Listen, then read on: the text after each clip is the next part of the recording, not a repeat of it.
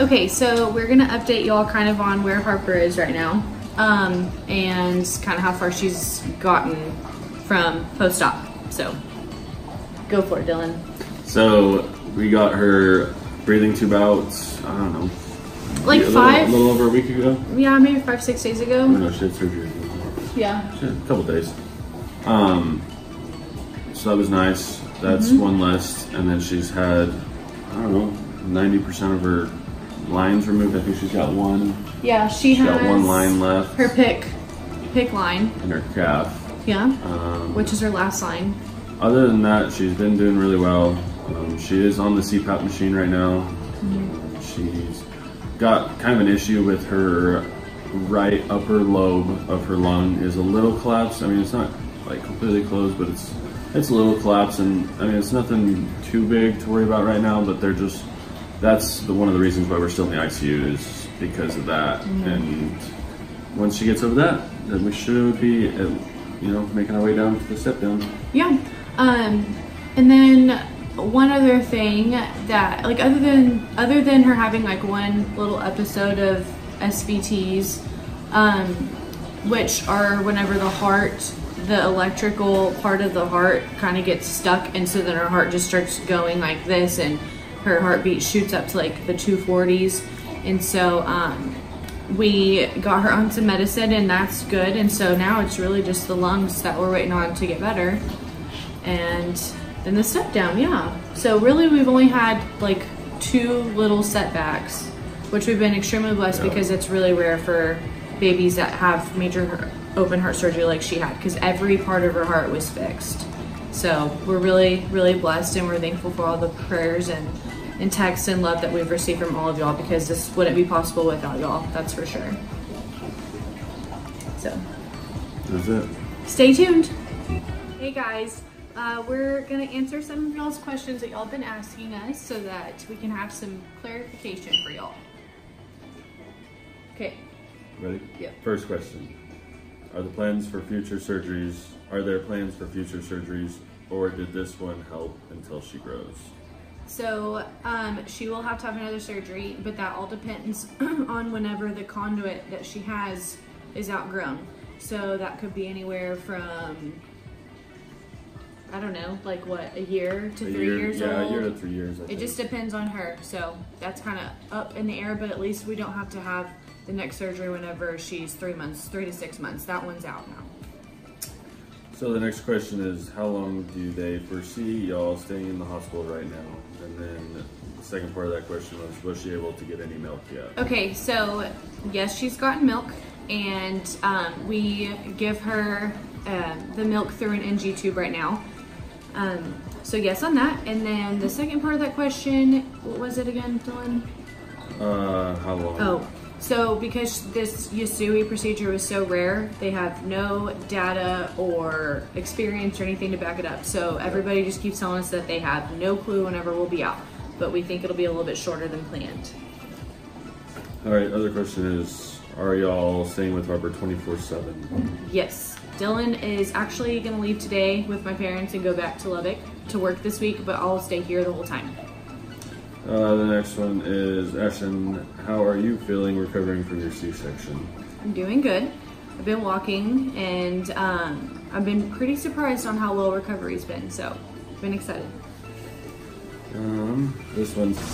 This question is for me. It says, when does Dylan have to go back to Lubbock? I'm actually heading back to Lubbock today. Probably until Thursday afternoon, and then we'll head down to Houston again for the weekend. The next question is Dylan planning on coming every weekend? Yes, I am. So for that, I'm going to try to at least. And then the next question is, will one of the 4 admittable persons always be able to be with Ashton when Dylan is in Lubbock? Okay, so we're just going to kind of answer, there's like 2 parts to this, and we'll just kind of explain it all to everybody. So we have a list, and we can only have 4 guests for the duration of flu season, and so that doesn't include Dylan and I. So what we did to make it fair was we just did our parents, and so like my parents and Dylan's, and those are our 4 people.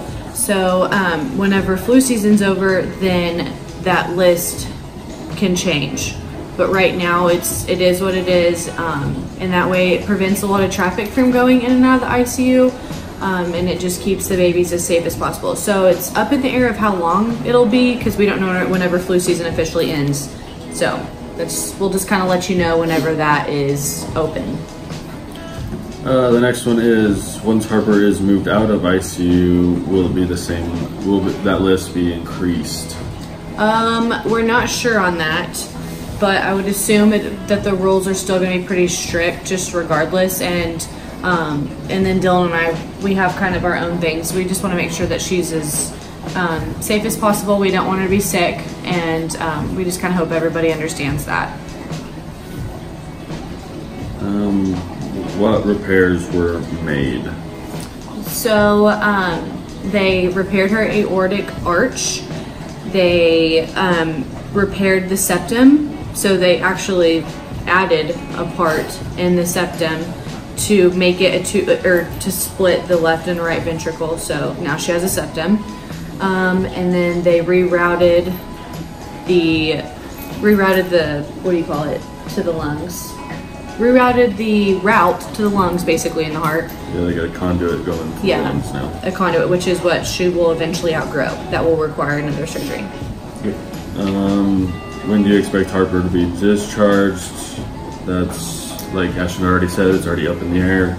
Just because there's not a whole lot of stats about this, and it's all on Harper on how long she takes to heal. So yeah, she's very unique.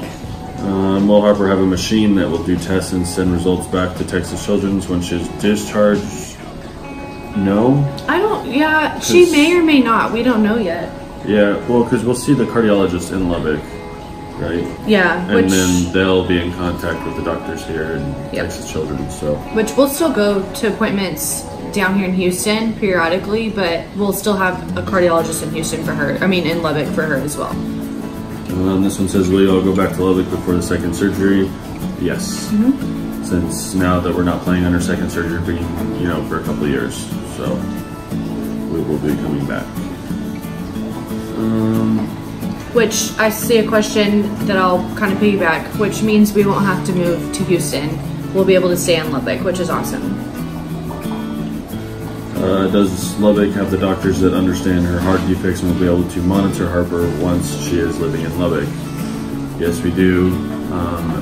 They obviously have known about Harper's defect from the beginning. But now they're going to have contact with our doctors here at Texas Children's, so that even if they do have questions, they are, can make a phone call to these guys here. So it's not that big of an issue. It'll be really open communication for sure. Let's see. How often will you have to go back to Houston after Harper is released to move to Lubbock? I don't know. I'm saying probably every couple months, maybe. Yeah. So like for the Norwood route that we thought we were going to be on, I've been told that they come back like once a month, then every 3 months, and every 6 months. Then like they decrease them as you go. So I think it just all depends on Harper and depends on how well she does. That's it. Okay. So if you'll have any other questions, just always remember you can ask in the comments or send us text. Oh, there is one more question that I remember. Yeah, I forgot. So if you do want to send stuff, we've had a lot of people ask for an address, and I don't want to put my cousin's address, on the internet. I'm sure she'll hate that. So we'll just send us a text and we'll get it done.